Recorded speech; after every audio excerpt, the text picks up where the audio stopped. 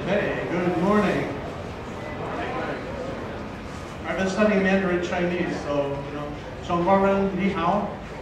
你好. This morning it's going to be a little fun. We're going to do aerodynamics part 2, but then because the reason I'm here this year is because of Burt Rutan's tribute. And so I thought it would be more interesting to go through the planes that I did with Burt, collaborated with him, and to give you the inside story. As my job, as I saw it, starts with the fact that Burt's the most creative person I've ever worked with. He is full of ideas, you know. Give him a problem, he'll give you 18 solutions instantly. And so what I wanted to do was to use the skills that I had to try to make his designs actually work, and make them work as well as they theoretically was possible. And that's what I saw as my job. So I developed the tools to check stability. I would look at what would make this particular configuration work. I would design wings with proper lift and twist and size. And then I would design customized airfoils to go with that particular configuration. So that's what I did, trying to make his designs work as well as they could. And we collaborated on 17 designs. Well, 17 designs that the public knows about. Let's put it that way. Starting with Solitaire, a self-launching sailplane. You can see these planes out at the ConocoPhillips, formerly Aeroshell Plaza. Okay, I did a couple long easy canards, which I'll tell you about. The Gemini, I'll show you. Voyager, Starship. Predator, Triumph, Tier 2 Plus, which was never produced, but I will show it to you. GlobalFlyer. And then Raptor, Aries, Proteus, Catbird, the Lotus Microlight, the Pond Racer, the DARPA's Advanced Technology Tactical Transport, or ATQ, and the Visionaire Vantage. So I'm going to show you these planes, and I'm going to tell you the history of them, the inside story, the uncensored truth. Okay? And we'll have some fun with that.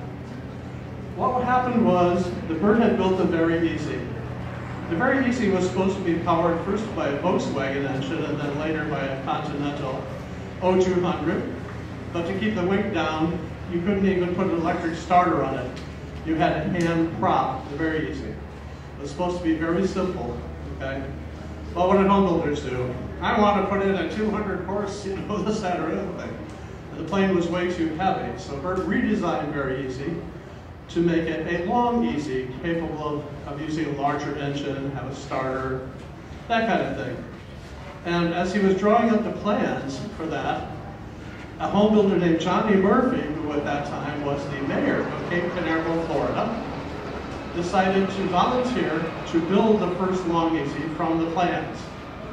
And so Burt would send him the pages of the plans as he drew them, and then Johnny would say, I don't understand a thing on this page. And then Burt would revise the drawings, or dimensions that were wrong, that kind of thing. He was basically proofing the plans, okay? Well, Johnny flew the long easy. In Florida, it rains a lot, you know, and he'd fly into rain and the plane would dive. And he would pull full F stick and the plane would dive. It's not a good thing, okay? So this is a rain trim problem. And so why did Burt come to me? Well, that's a long story. I was interested in airplanes from the time I was a kid. I built models. And when I was a high school student, I bought the book, The Theory of Wing Sections by Abbott and von Dodenhoff. And I looked at all that math, and all I had was a slide rule. And I thought, nah, life is too short. So I put that aside, but then later a company called Heathkit produced the first microprocessor-based kit for a computer called the H8. I had to have one, didn't know why. So I soldered together this computer kit. And you had to program it in machine language using octal language. Okay, and it had the world's worst terminal called the H9. I mean, it worked half the time. And I thought, what am I going to do with this? the only storage was on cassette tapes. This is going back like before Radio Shack, before Apple, before IBM, before any of that. And so I was programming in airfoil equations and playing with them. And then I decided when the Intel came out with the 8085, a more advanced processor, then I built the second computer from scratch on a piece of 8-inch, half-inch thick particle board. I bought the power supply. I bought 2 Siemens 8-inch floppy drives. How many of you have ever seen an 8-inch floppy drive? Oh, wow, you guys, you're as old as I am. and I think the disk would hold 125,000 bytes. When I first thought, I will never need to buy a second floppy disk, ever. Everything I know can fit on one, you know. And I wrote the operating systems, CPM. You had to write all the hardware. You had to learn how to talk to the screen, how to talk to the keyboard. You know, you basically pulled the keyboard. Did he type something? Did he type something? Did he type something? Did he type something? Did he type something? And eventually the keyboard said, yeah. And then he pulled the letter over, and now we have to call the monitor and say, put the cursor at this location and print that letter. I mean, it was amazing. So I learned how computers work from the bottom. And on that computer, I designed, I had met a professor at Ohio State University named Dr. Jerry Gregorak, who became my mentor. You have to understand that I've never taken a course in engineering in my life. The irony of that is I'm now a reviewer for the Journal of Aircraft. So if you're a college professor and want to submit an article to the Journal of Aircraft, I have to approve it. I love that. Anyway, Jerry Gregorak took me to a used bookstore and said, you need this book, this book, this book, and this book. Because he was shocked to find somebody who knew so much about airfoils. And at that time, a German professor named Richard Epler, had actually published a computer program to analyze airfoils. I typed that program into my little computer, homemade computer, one letter at a time from the listing. This is thousands of lines long. And in that process, I found mistakes. You know, variables that were misspelled, common blocks that were left out. So I would call NASA, and I said, you got a problem here. Look on, you know, line 472, that should be an O, not a 0. Or looking at subroutine FTLUP, you forgot the comment block. And so I got this little reputation as this guy, crazy guy in Indiana, who was finding their mistakes. Burt went to NASA for help with airfoils for the solitary self-launching sailplane. And they said, well, we don't do low Reynolds numbers high lift here. But there's this crazy guy in Indiana you might want to talk to. So Burt called me on the phone.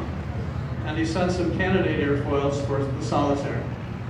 And I analyzed them for him and drew the plots. Remember, I had nothing, right? I had a computer with 24K of memory. That's 24,000, not 24 billion, 24,000. To run the Epler code, I had to do 5 overlays in machine language. You run part of the program, write variables to the cassette drive, load in the next part of the program, process that, dump the variables, load it, you know. But I got the same answers NASA did. It took their computer 5 minutes, it took mine 5 hours, but we got the same answers. So I plotted them up, and at that point I had also done airfoils of my own, which I just included in the package, along with a cassette tape where I narrated the results. And Burt chose, he saw this, and he thought, well, he wasn't going to spend his own money, right, to test this airfoil. So he sent it to Johnny Murphy and said, here, replace your canard with this. So Johnny, you know, thought, oh, okay. Not realizing where it came from, you know, built a whole new canard, put it on the plane. Guess what? Solved the range trim problem. It shortened his takeoff distance. It shortened his landing distance. It was a hit. So then Burt said, oh, I guess I'll put this on my sailplane. So that was actually the first airfoil to ever fly. It's called R517. And it flew on Johnny Murphy's canard. And then I actually did the airfoils for that. And success breeds success. You also have to understand, Burt didn't pay anything, right? So working for free you know, was a good thing for him. Now, the way Burt designed airplanes originally was by taking a napkin. This is a napkin from 1982, Robin's Restaurant here in Oshkosh. It was Burt and Doug Shane and myself had a pitcher of beer. Okay, we were discussing how you could put flaps on a canard configuration. Because normally if you put flaps on a canard like a long easy, it would simply dive straight into the earth. Because there would be nothing to hold up the nose. See? And the canard's working its heart out. It has to produce all the lift. The back wing is loafing. So this is a sketch. Well, with me and my little homemade computer and my great knowledge of stability and control, I replaced that with this. This is much later, of course, when I had big monitors and faster computers and things. I love that picture. It took hours to set up. It was on the Smithsonian Air and Space magazine published a feature article about me. And the photographer came. What's wrong with this picture?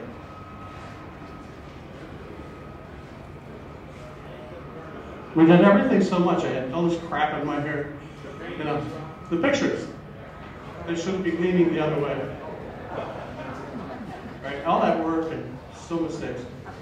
Anyway, so what I brought to Burt was the capability of using some, you know, more sophisticated computer codes that I had been working with. Okay, and this just show you, you know, the types of things I do.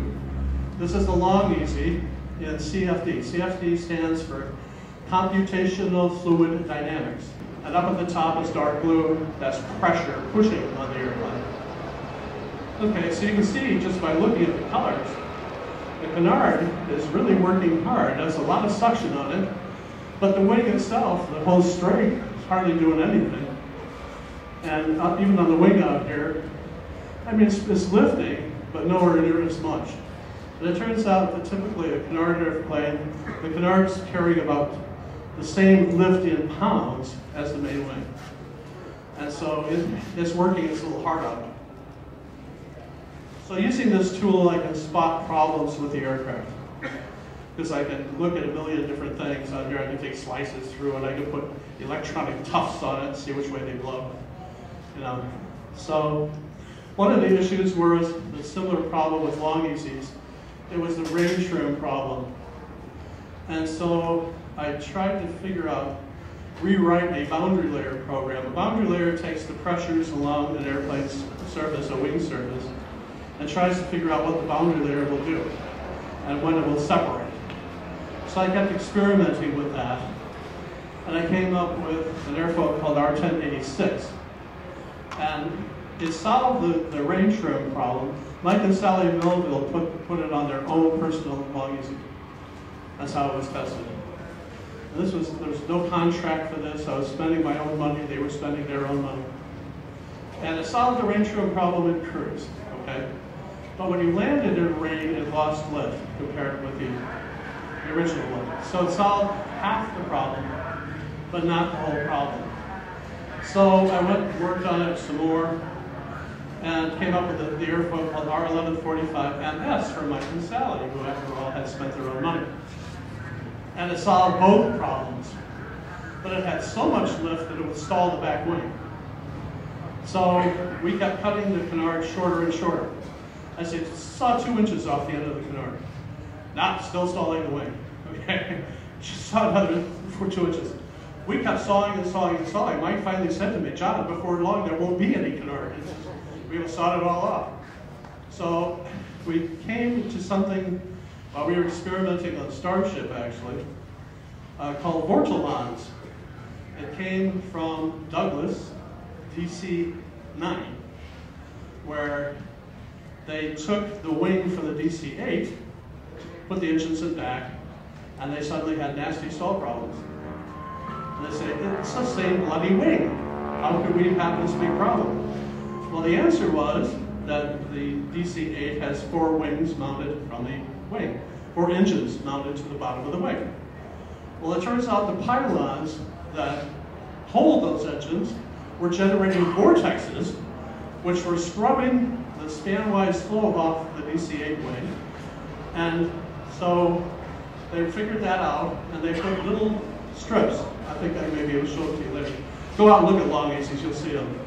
To replace the pylons, they're called vortex generating pylons, or vortilons. So we put that on the main wing, and that, by sawing the canard down, finally made a safer plane. And those plans were offered to the home builders. The airfoil was stolen by the Cozy people, the airfoil was stolen by the Burt Rutan people. I've never made a penny off of it. Oh well. When you do airfoil analysis, and you're looking for flow separation, stalling, you can't model the airfoil. You can't model the surface of the airfoil, because boundary layers aren't on the surface, they're off the surface. So what you have to do is you grid the air around it. So you actually create a grid all the way around the surface, and it's that computational grid that allows you to see things that are happening above or below the surface of the airfoil. And I got pretty good at predicting airfoil behavior. Oh wait, bud, this is a small aircraft flying around about that big. Anyway, this is actually a wind tunnel test done for a company in Israel. I've done 7 drones for the state of Israel, 3 different companies, and they pay for these wind tunnel tests, done at Ohio State University. And my prediction here are the circles, okay? And the actual model in the wind tunnel has holes drilled in it, and we measure the actual pressures taken on the airfoil, which are exits. Now we have one unhappy pressure tab. I don't know if the hole was in the wrong place or whatever, but I think you can agree that my prediction matches the experiment pretty darn well for a kid who never took an engineering course. So while we were working on some of these other planes, David Ganser, who worked for Burt in the shop, wanted to take the long easy and make it a twin engineer plane, which he called Gemini. And the idea was you have 2 Volkswagen engines, one pulling, one pushing, and then side-by-side seating. So Burt drew it up, and David built it, and it was unstable in pitch. So Dave, knowing that I had some fairly sophisticated stability work, came, and what we did is I redesigned the whole canard, made it smaller, and so on. We had a little dihedral, I forget what else, which then made the airplane stable. And so what David learned from this experiment is that 2 Volkswagen engines are less reliable than 1 aircraft engine. It was the result of that experiment. Now, in those days, this is a sheet of paper, I know you can't read it. This is my assignment sheet, the typical I get for Burt. Now you notice that it's on legal paper. Why did they email it? There was no email. In those days, working together, there was no email.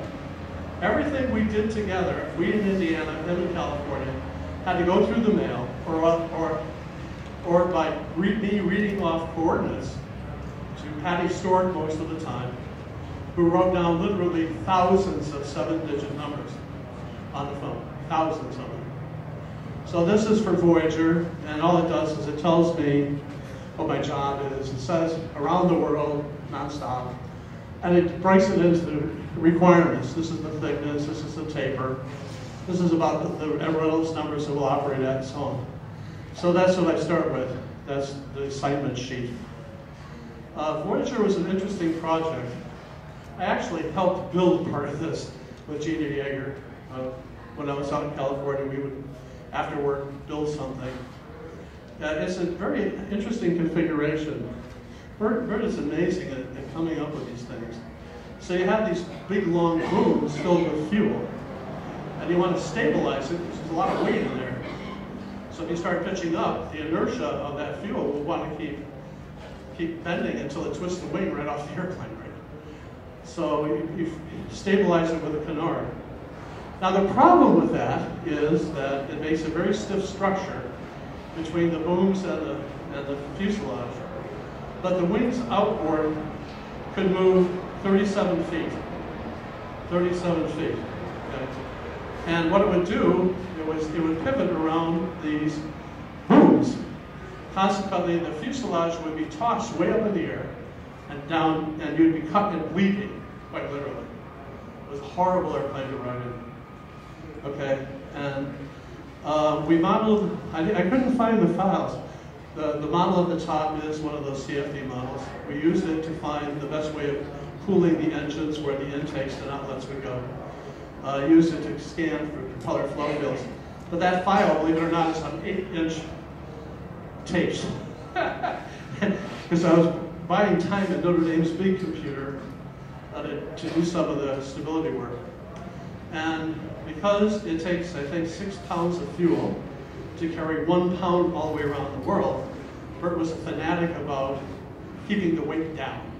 Okay, his rule was if you threw it in the air and it came back down, it was too heavy. So they decided to go with German propellers made by MT. They were wood covered with fiberglass. Okay, and they were electrically pitched by an electric motor, so you could change the pitch with an electric motor. Well, we had a lot of problems with that. I wrote the propeller program that designs propellers. And what you're seeing there, GHPC-6. GHPC stands for the Great Hungarian Propeller Company. That was design number 6. I'll show you number 1 later. Anyway, so the airfoils, this is from Burt Rutan. I drew these out on my little plotter, sent them to Germany. And when it came back, the outers flash. He actually, slashed the actual thing and drew a contour. Much thicker in the back, much wronger in the front, decambered. I mean, these are various stations down, and so it didn't work very well. The other problem we had with them, we had constant electric motor failures. Until finally Dick Rutan looked on the motor and it was coming from Switzerland. So we called Switzerland and said, hey, we're having a lot of problems with your motor, changing the pitch. And they said, well, what are you using it for? Oh, we're changing the pitch of a propeller. These guys hit the ceiling. They had no idea that these motors would be used on an airplane for reliability reasons. Oh, why were they porting out? Well, it was a 12-volt motor. We had a 24-volt Voyager. So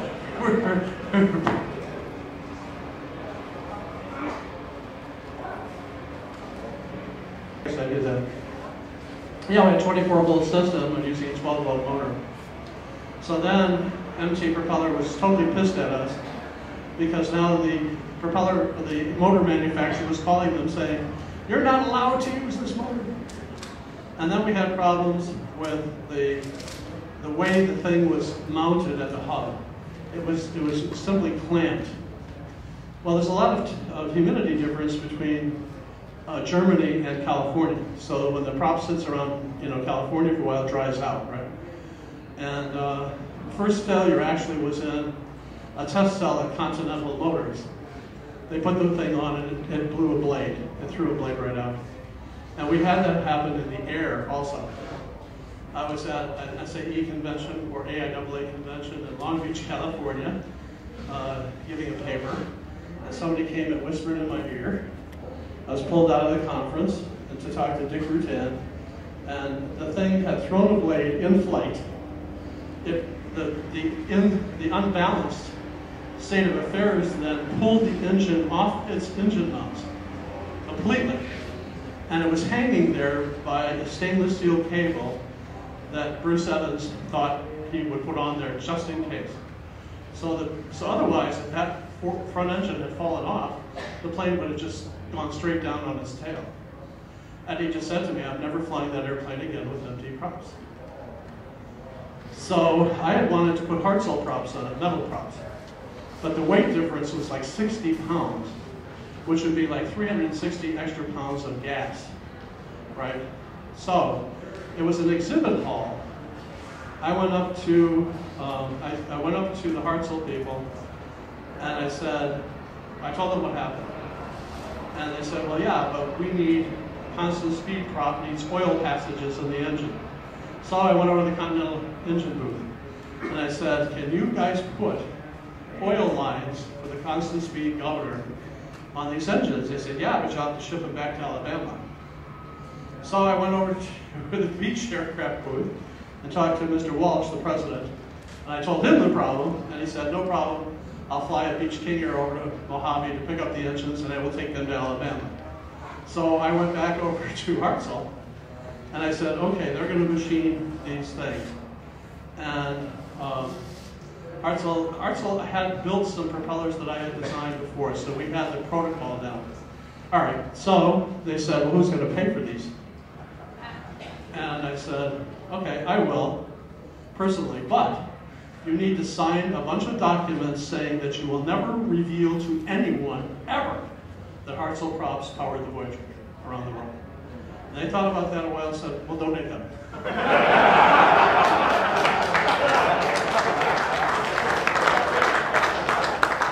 True story. So now I have one other problem. I'm in California. I need to be back in Indiana to do the work.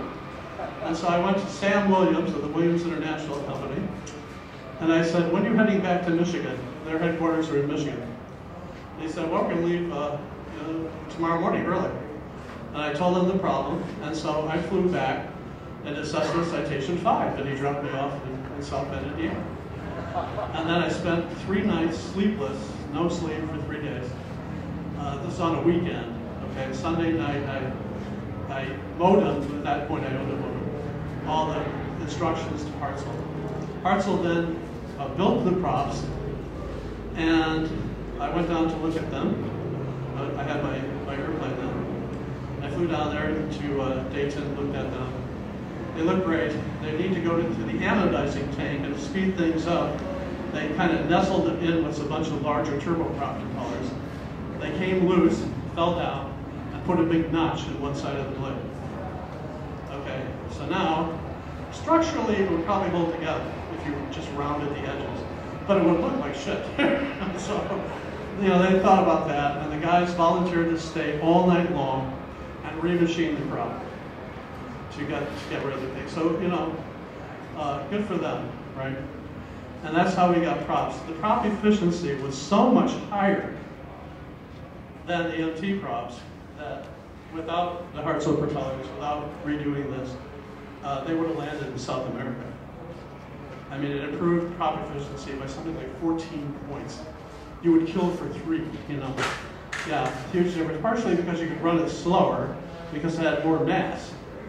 And so you could pull the RPM back and it wouldn't tear it. Vibration wasn't so bad.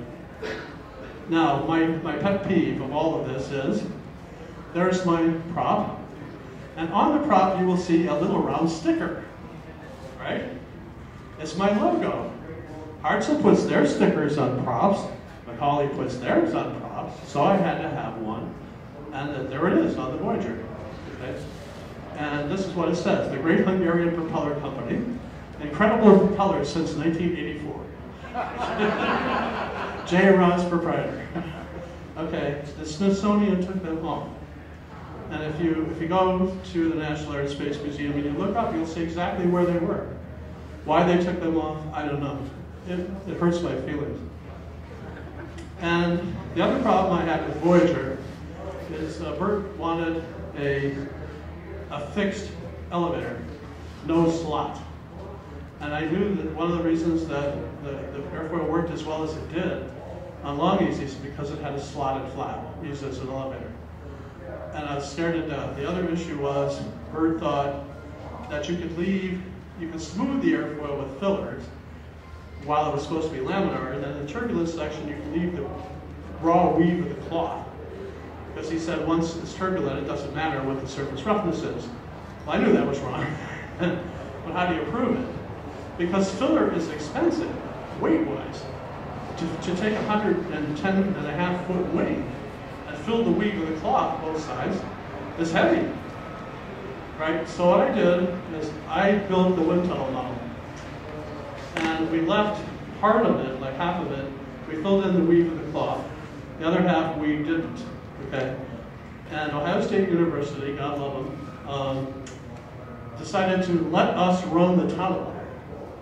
I had done a lot of wind tunnel testing there, and so they gave me a key to the building.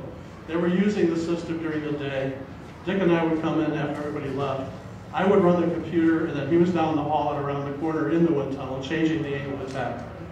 And we did drag measurements on the smooth side, the rough side, and we developed vortex generators. So that no matter, we simulated rain and bugs, because otherwise I could not live with the fact that if they got in a big rainstorm, you know, they ended up in the ocean. So I paid for this. Ohio State donated the wind tunnel time. And there you see Dick Rutan sitting on a chair. We're running the tunnel. Okay, so the next thing, assignment was the Starship turboprop. And I looked at this, and I looked at the wing, and I saw that the Reynolds numbers varied by 5 to 1 from the root to the tip. The lift coefficients were all over the map, and I did not see how a single airfoil could operate under all these varying conditions. So what I ended up with is 5 separate airfoils, tapered starting from the right next to the body out to the tip. It's what I call a blended wing. Now they have to match. You can't have people who hate each other. No Hatfields on this side and no poise on the other, because they will fight. But it worked really well. The camera subtly changes, and it was really nice. The canard, again, is doing most of the lift. And this, of course, is the airplane from the napkin. Because to make flaps on this, the canard actually is a swing wing, a pivot wing. So in cruise, the canard is swept aft, and the flaps are up. When you put the flaps down on the main wing, the canard swings forward, which increases its lift curve slope. If you were here yesterday, you know all about that, right? Sweep controls DCLD alpha. And so you get more lift out of it, and it counters the pitching moment of the flaps. Now, we needed propellers for this 85% proof of concept. So I wrote a propeller design code, and I was a whiz in those days. You should have known me back then. Anyway, and Hartzell built it, okay? And then they wanted their own design, right? So they flew these on the Starship. What you're seeing here is a plot made by 25th of January 1985 by Doug Shane, who is now the president of Scale. And they're measuring prop efficiency from 200 knots to 340 knots. And this is the efficiency, 70, 80, 90. Okay? So at low speed, 200 knots, my prop was less efficient by a few percent. But as soon as you got to 300 knots and 287 knots, actually and higher, my prop, GHPC1, the Great Hungarian Propeller Company, model number 1, okay, outperformed, was highest. The original Hartzell lost efficiency as the plane went faster. Well, Hartzell was not happy with that. So they went back to the drawing board and they decided to do a high-tech propeller, right?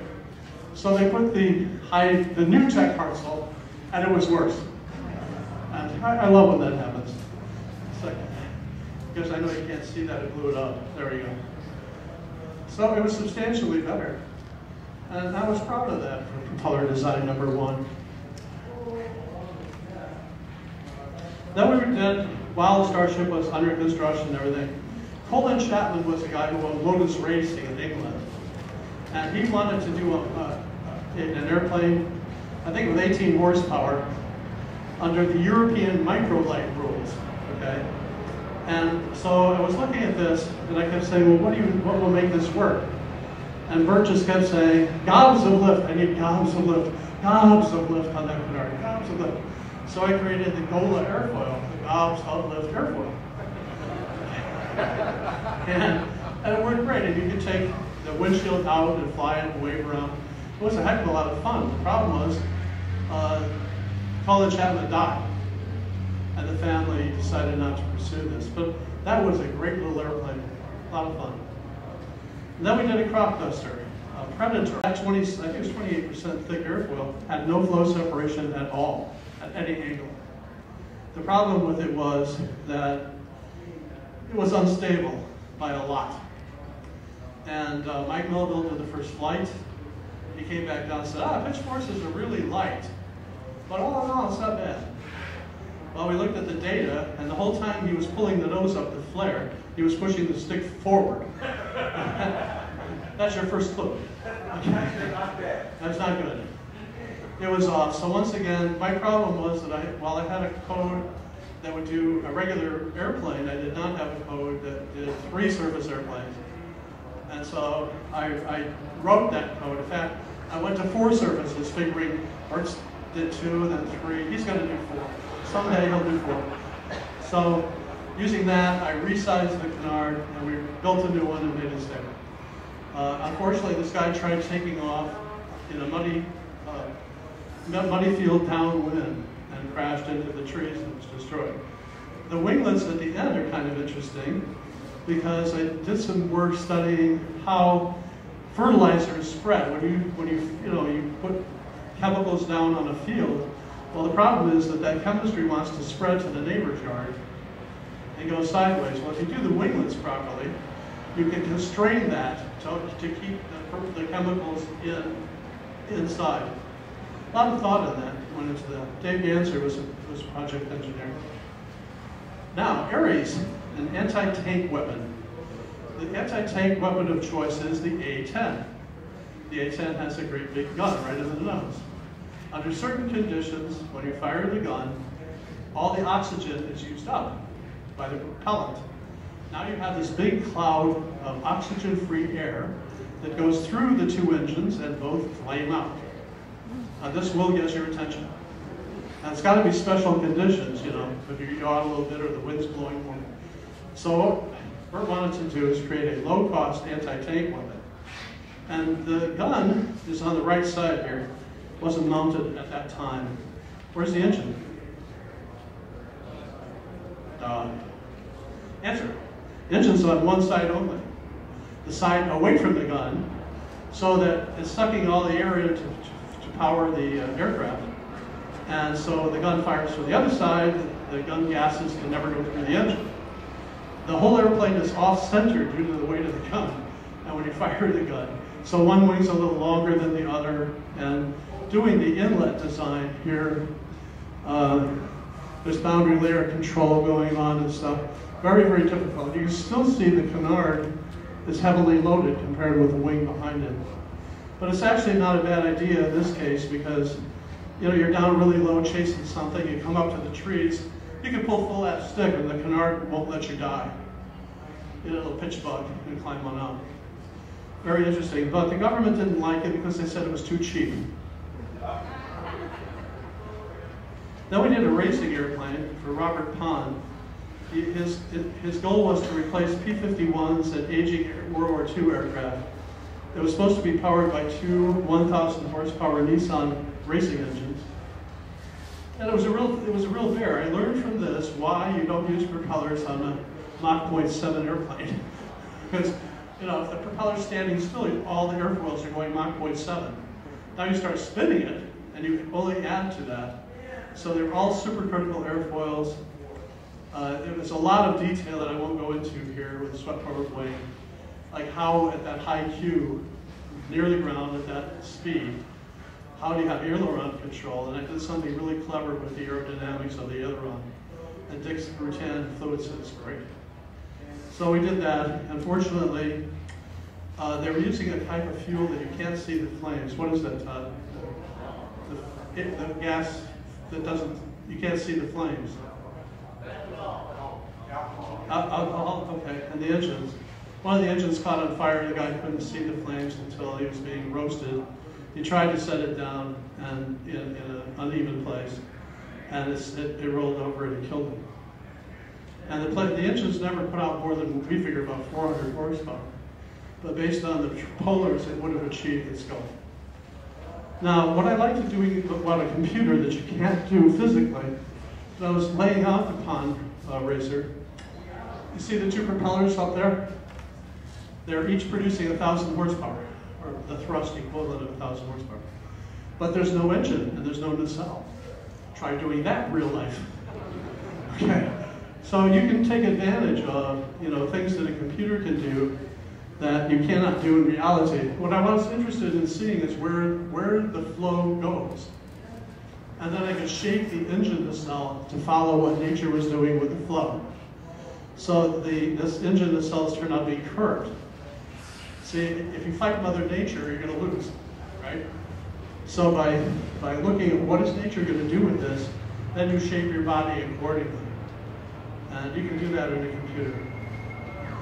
Now, the Advanced Technology Tactical Transport, it's an interesting story. Yeah, I got time. Remember that in Jimmy Carter's reign as president, the Iranians took the embassy workers hostage. Remember that? Held them. And Jimmy tried to rescue them by sending a bunch of helicopters. Now, a helicopter is a mechanical engineer's answer to flight. So, two of them collided. One of them broke down on the way there, and the rest of them hit each other when they landed. And it was a fiasco. So DARPA was interested in a fixed-wing aircraft that could do that mission. That means you got to tanker fuel because you get to your rod, you land, you say, "Can you fill us up, please?" at the gas station. They were not going to do that. Anyway, so they commissioned a study, and the contract called for 3 configurations to be presented.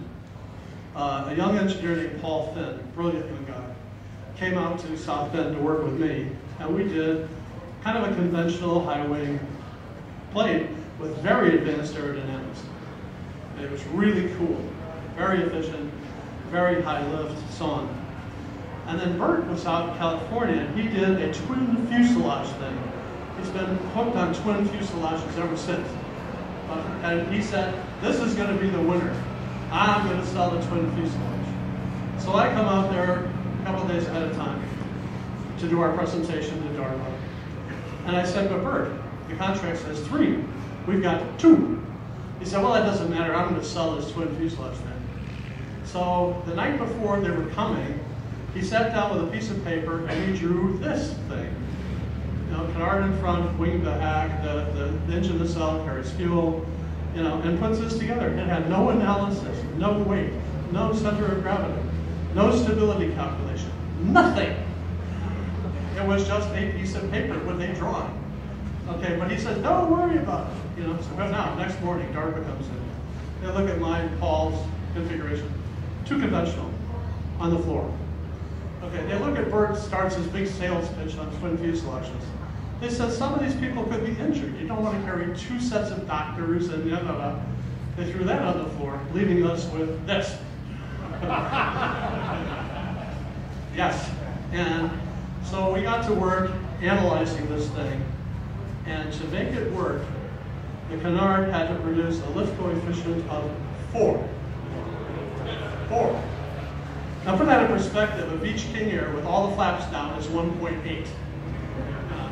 We needed 4. So I thought, oh man, we are screwed.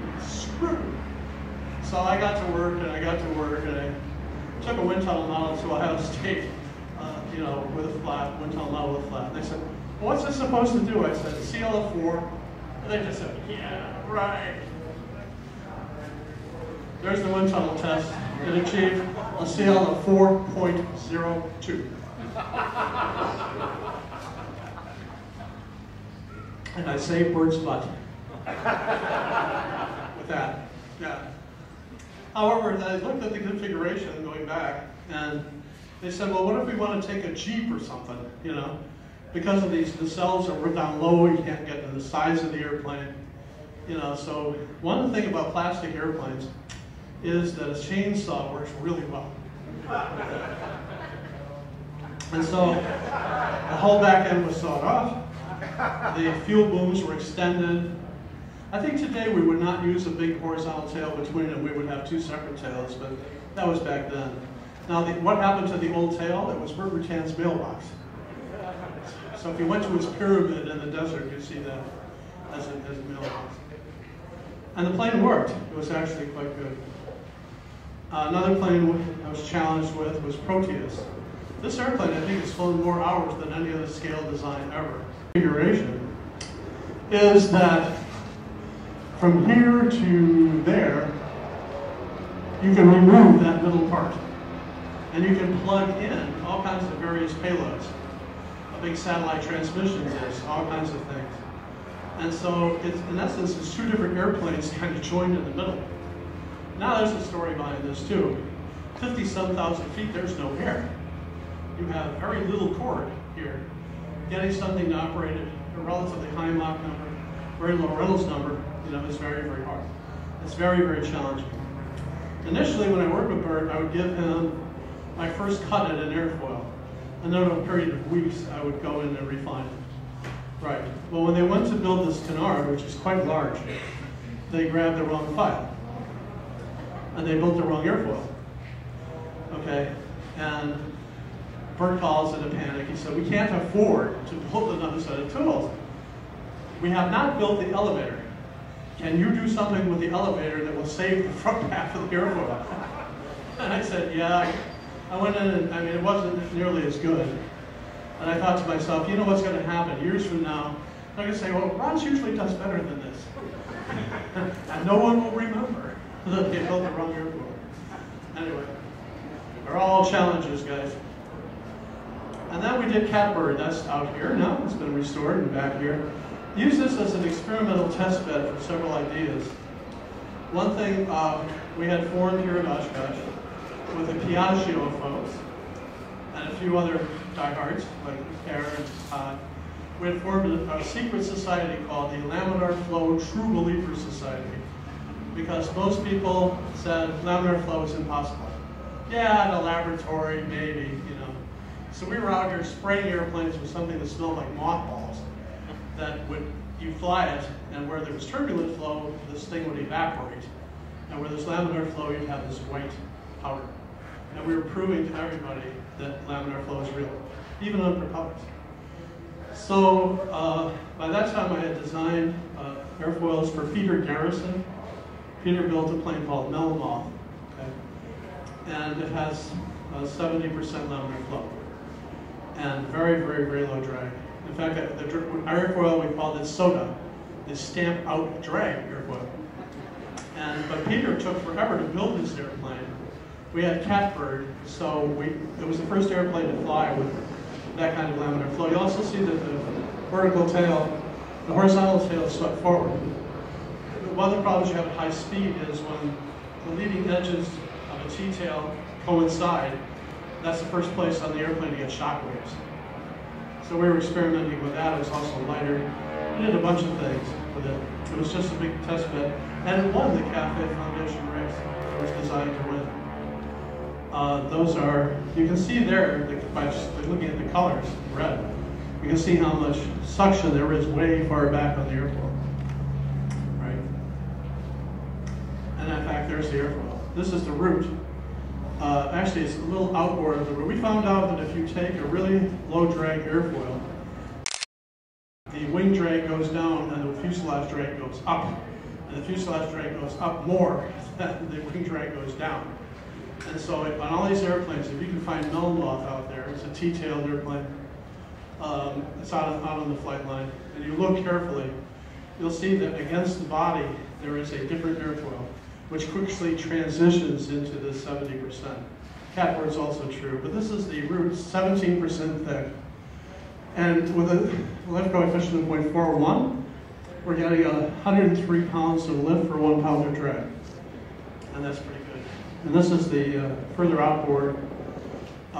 This again, you can see how much, as long as the pressures are falling, it'll stay laminar.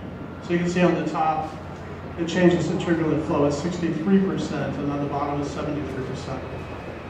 And it's flown in rain, it's collected bugs, it's had some ice on it, and they work very well. The danger with this kind of airfoil is, unless it's very carefully designed, sometimes when it's flying in rain, which does not permit any laminar flow, the airfoil will stall. So they have to be much more carefully designed. Beech changed presidents. Jim Walsh became president. Beech had no cabin twin. And so he wanted an airplane that can be a turboprop, a jet, or a piston airplane, and you decide at the last station on the assembly line. The only way it turned out very quickly doing the analysis, the turboprop wasn't worth doing. So we came up with this. 3 resurface, you notice the tail swept forward, right off a catbird. So we had to put the engines where they were because the piston engines are much heavier. And so we had to make it all work. This has the lowest drag of any airplane I've ever worked on. 32 drag pounds per square foot of wetted area. 32 is a really impressive number. It's about less than half of an Anson, for example. Now, I'm going to show you how I solve problems using a computer. The first thing I did is put this engine there, and it's just a round nacelle, and it's floating above the wing.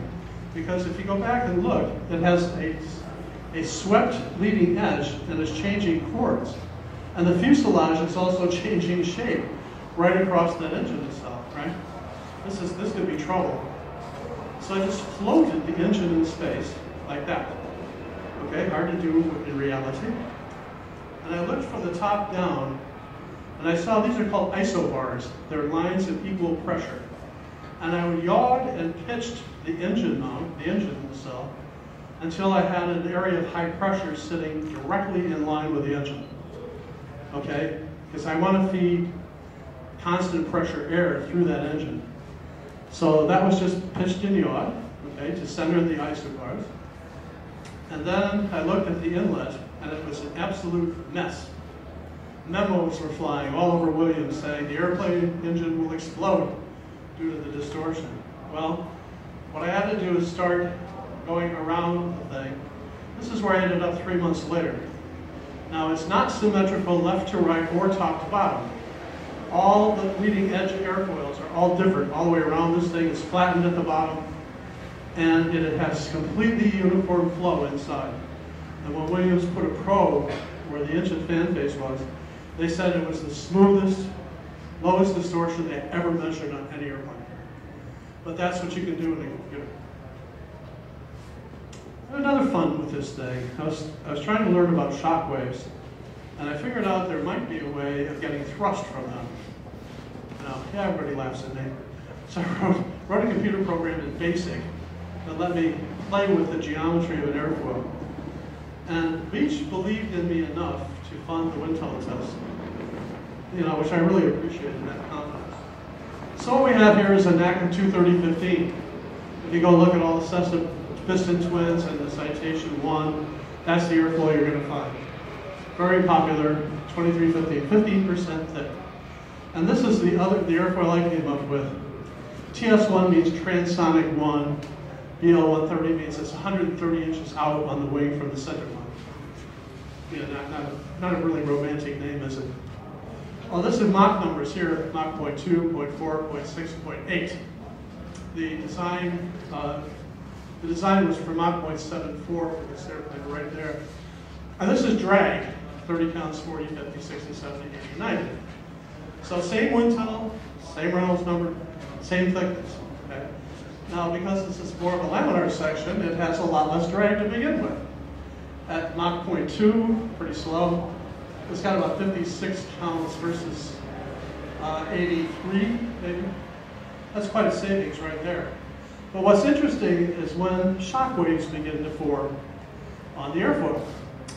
Okay, the NACA airfoil, you can just see right there up to Mach 0.6, 0.65, and it's off the scale by the time it gets to Mach 0.7. An interesting thing happens with this airfoil. Shock waves form. I'm pulling thrust off the shock wave, and then it's 30% less drag at Mach 0.75. You like that? Nobody ever cared. I thought Boeing would pay me millions of dollars, Nobody ever, they didn't give a damn. And we repeated this on several airfoil designs in the future. Go figure. And then I did GlobalFlyer. This is one of the most amazing projects ever. GlobalFlyer was meant to be used with engines that didn't exist. They were to power that Fairchild Schraner, okay, the scale built, but you couldn't get the engines anymore. And so we had to go to Williams FJ44. And the guy who laid this out, this design, had quit. He was no longer working there. John Carp, everyone at Scale was working on the X Prize. That's all that they cared about was the X Prize. And so Burt went to John Carpo, who had been there for 22 years, and said, "Will you do GlobalFlyer?" And John called me up, and he said, I'll take the job if you'll do all the aero.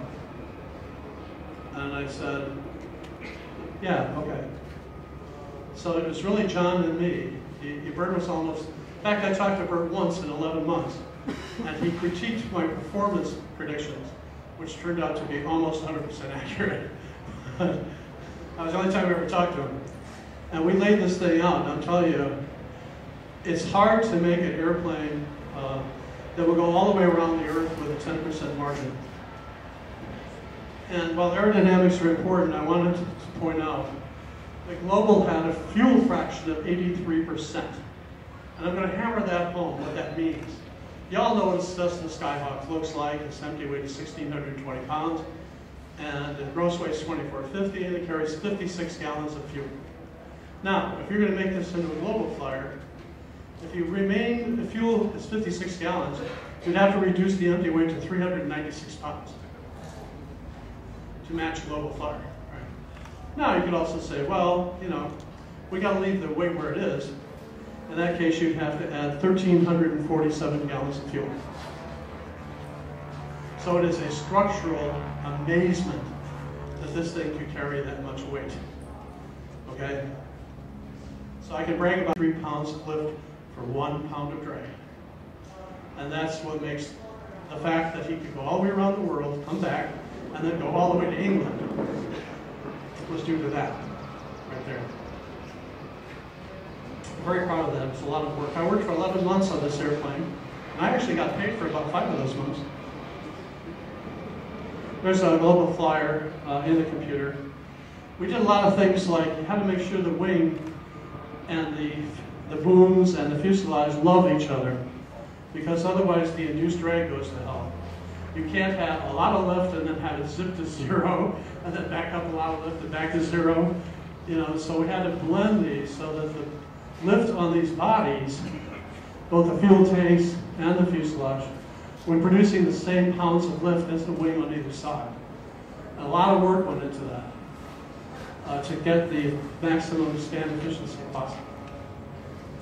Also want to spend a few minutes, we got a couple minutes, talking about the Stars and Stripes America's Cup Defender. I was asked by Britt Chance, Duncan McLean, and David Hubbard, who had built a small catamaran with a wing sail called Patient Lady.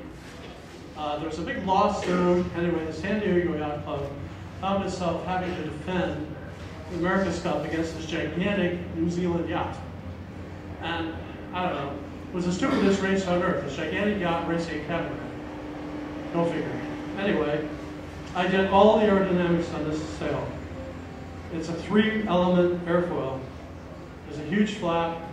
The reason the flap chord ratio changes is because of the 110 feet tallness of this, the wind direction is changing by 11 degrees. I can't twist this. So I had to use the flap ratio to pull it around. With me, so small at the top, huge at the bottom, and so I effectively camber the thing using flap chord ratios.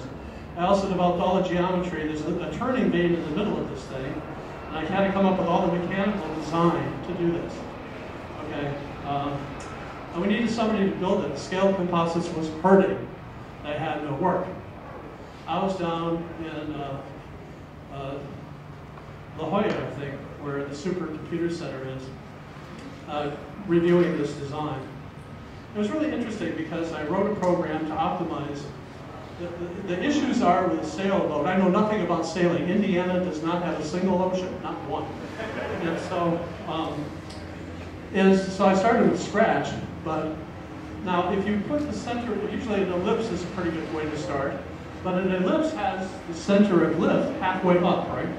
From the bottom to the top. Well, what happens with a sailboat is the boat tips over if you get too much load up high.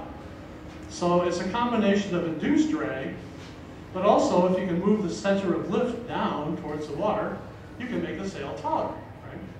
And so I wrote this program that ran all night long, remember? And it ends up with the shape being the optimum. So it's the best compromise between the height. They call it a healing moment, I think, in sailing. I call it the overturning moment because that's what it does.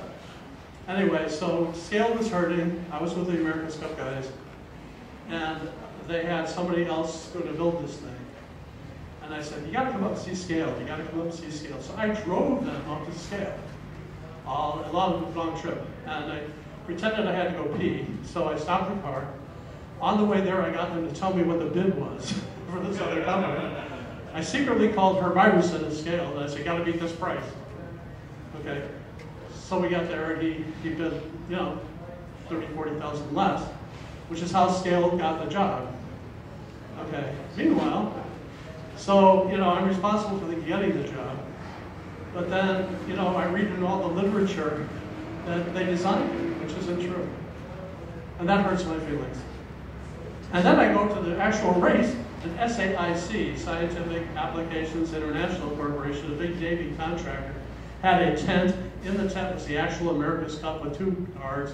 And the back was the movie theater, where they were showing my sail design on all of their computer screens. And basically stole the credit for the design. It amazes me how people can be like that. Anyway, this plane you have not seen. This is a competition to produce kind of a high altitude spy plane called Tier 2 Plus. And this one never got built. It's one of the only 2 airplanes I've ever worked on that actually did not get built, which is pretty amazing because as of yesterday, I'm the proud father of my 52nd airplane, which flew yesterday into Hatchet. And it's working very well. Yay!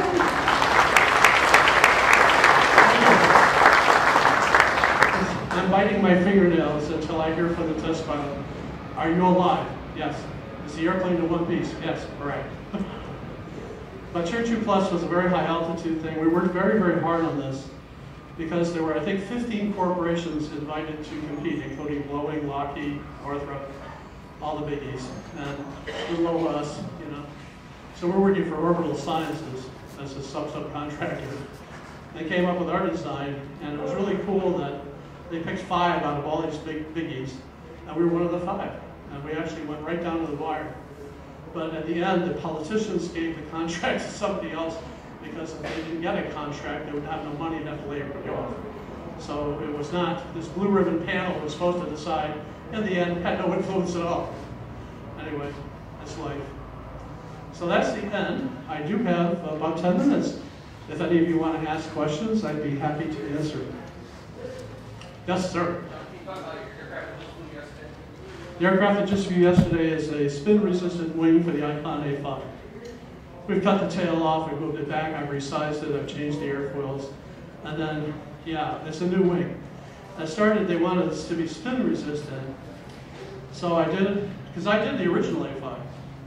That's mine. And then I did something I thought would be spin-resistant. They wanted proof. They sent the design to Germany to a company which claims, ah yes, jawohl, we can analyze this in fluent Navier-Stokes. About 3 months later, we realized Navier-Stokes doesn't work. So we canned that effort, and we built a wind tunnel model and sent it to Vigya, a company outside the gates of Langley in Virginia. And they built it on, and then the airfoil was the wrong shape. And then they had strain gauges in it to measure the forces, but nobody hooked them up. They painted the thing really light gray. We're using white oil under floodlights to try to see the flow. It's supposed to take 1 day. 3 months later, we fired them. It's called the Keystone Cops Do Wind Tunnel Testing. And then I did another way, because I had time to think about this, I had months. And without any verification from anybody, except me, they built it, and yesterday flew. Now, whether it's spin resistant, I don't know, man. It's tough. 75% power. Take the stick, pull it back into your gut, and hold it. When the airplane stalls, you have to hit full rudder and full opposite aileron. That's a pro spin control. And hold it for 7 seconds without the plane spinning. Ah! I gave it my best shot, you know. I don't know. I don't know if we can beat. I don't know if anybody can beat it, frankly. But I'm pleased. He said the lift is a little better than we anticipated. Stall is very, very smooth. He says it needs more dihedral effect. And that was about it. He's very happy with it. So, of course, it's first flight. You know, he only stalled it a few times and so on. But I have high hopes for it. And, you know, it's a scary thing for a company that has millions of dollars at stake. You look at these projects, you know, some of them, Starship, we were spending $440,000 a day on that program. You know, GlobalFlyer, millions of dollars.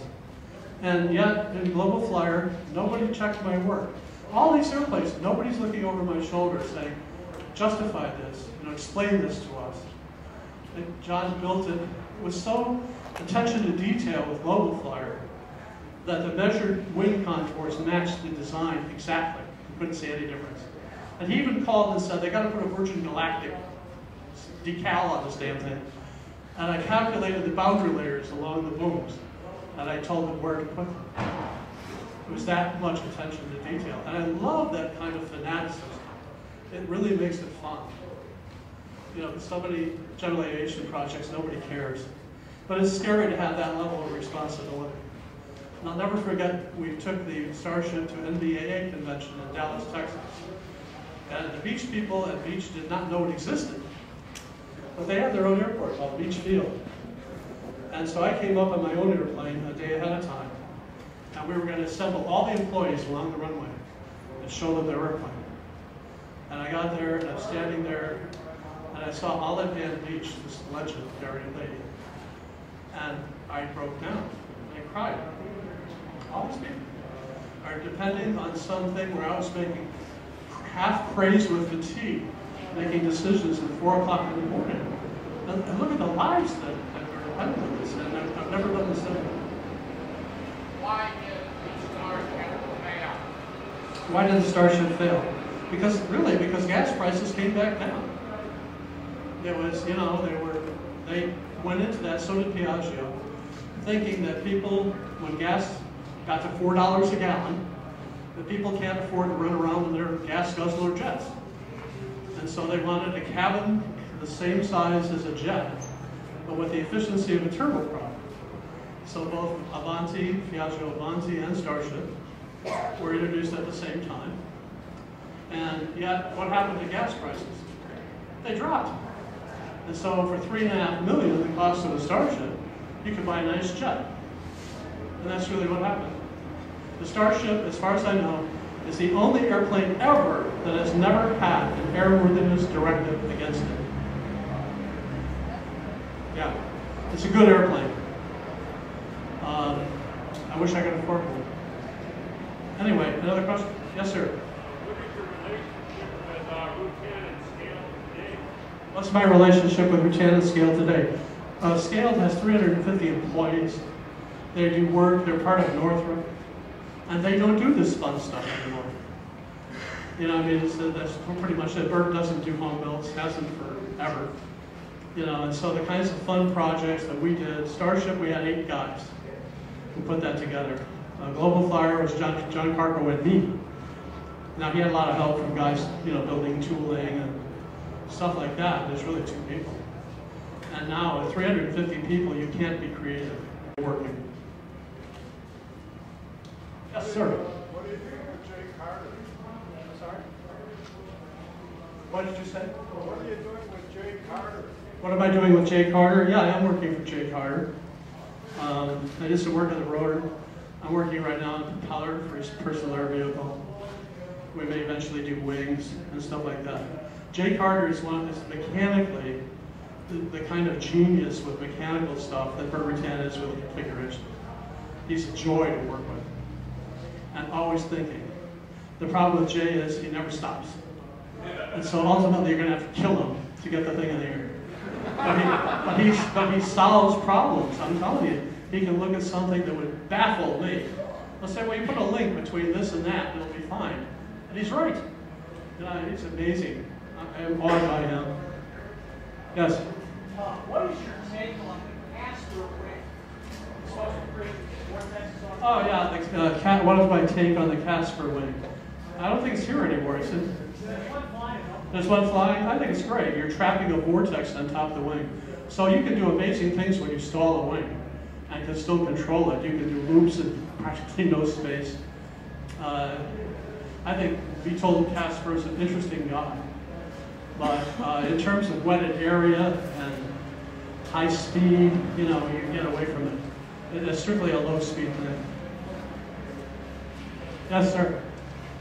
You mentioned rain as a problem. Have you any suggestions on how to deal with loss of lift in rain?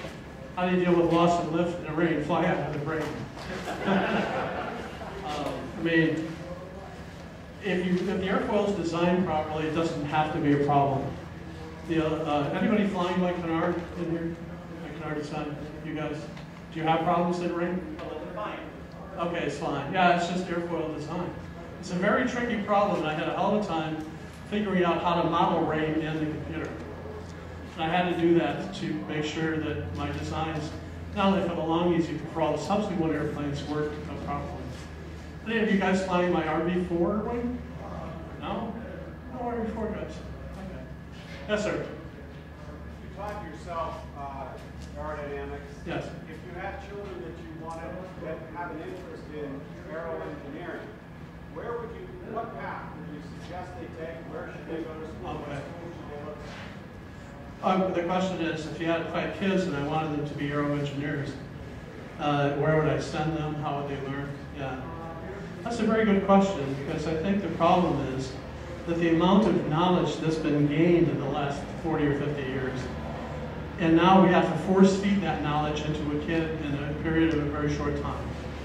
And so he learns. I've hired aeronautical engineers from Purdue as employees, you know, and they know more than I know. Okay? But I understand everything that I know. And that's a big difference. Because you cannot innovate unless you understand the things that you know. And so they might be able to talk to me about all kinds of things I don't know anything about. I've learned a lot over doing 52 airplanes, I'll tell you. But, you know, I mean, they can probably spout out some equations that I would have to figure out for myself. But that's what I did. I figured them out for myself. You understand, when Burt got into this canard business, there was no textbook you could go and look at the index under C for canards to tell you how to make them stable and how to adjust the span loading for maximum efficiency. And my love of theory enabled me to write those programs, to actually start with a clean sheet of paper. How when I did that sailboat thing, America's Cup, I couldn't figure out how a boat could sail into the wind when the wind was the engine, you know? I had to sit down and draw vector diagrams for an hour, and then, oh, I got it. You know, but to be able to sit down and do that, unfortunately, I don't think many college grads right out of school can be given a brand new problem that they've never seen before and work it out from the beginning. If you were in my forum yesterday explaining how airplanes make lift, a lot of people don't understand that. They say, oh, lift is an equation. Reduced drag is an equation. Well, what makes it happen? What is it all about? What's the physics of it? I don't know. Yeah.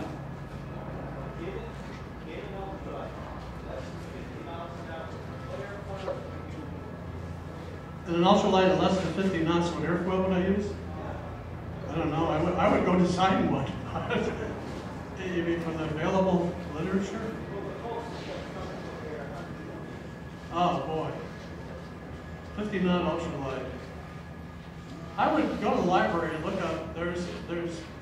Todd, do you remember who put out the book on low Reynolds number airfoil? Was that Stan Miley? Mike Selig? Low Reynolds number airfoil? Yeah. Michael Selig? Michael Selig? Okay. So I would look him up, S-E-L-I-G. He's still at the University of Illinois, I think. And he put out a book on low Reynolds number airfoils, and I would go there. You know, the thing is, I've been doing this for a long time. I've got like 350 airfoils in the file that I've done. So I'd probably look through that and say, oh, let's modify this. Yes, sir, in the back. What's your next forum? But next forum, I don't know when I'll be back. I came back this year because of Burt. Tonight we're having a Voyager thing for 7 till 9, I think. And I mean, I learned a lot from him. He gave me a lot of responsibility and a lot of trust. Not a lot of money, but a lot of responsibility and a lot of trust that really enabled me to crank out these airplanes and ultimately go out on my own, designing my own airplanes and doing all kinds of exciting things like, you know, a WSC race car, and we're doing a 120-foot diameter wind turbine, and, you know, branching off into, it built the credibility, let's put it that way. Because, you know, when you've got millions of dollars at stake, you know, you collect $10 million to do something. Right? If it doesn't work, the customer gets really annoyed. And so, you know, who do you trust with that kind of money? And I've never had a failure yet. Knock on wood. So, you know, people come because they know that I'll give them something that works. And that's just, I don't know how a new guy starting can get that level of trust. I got it because Burt Rutan trusted me, and because my stuff worked. And I was free. Yes, sir. John, when you design an airfoil, what do you go for? What are you trying to do? When I design an airfoil, what am I trying to do? It depends on the airplane. Some airplanes need maximum lift, some need to be spin resistant. It depends on exactly. I try to figure out what would make this, what is the button that you push to make this the best it can be, right? And then you look for all the what ifs and gotchas. So that's important too. But obviously for a high-speed airplane, drag is important. For a high-altitude airplane that's flying at relatively high lift coefficients, like GlobalFlyer, up there running around 45,000 feet. Do you know how little air there is? Do you realize that when you're at 18,000 feet, half the Earth's atmosphere is under you at 18,000 feet? When you get to 45,000 feet, or 50, actually, it went up to 50,000 feet. And it's like every time you see an air molecule, you wave. It's such a rare phenomenon. And to make a wing lift there that much, you know, and still produce 170 plus pounds of lift for a pound of drag. You know, that's what made that flight possible. What if you cut that in half? What if it produced an L over D of 90? Well, it wouldn't have gone all the way to England. I'll tell you that. So figure out what makes the thing tick. And with that, I'm out of time. I thank you very much for coming.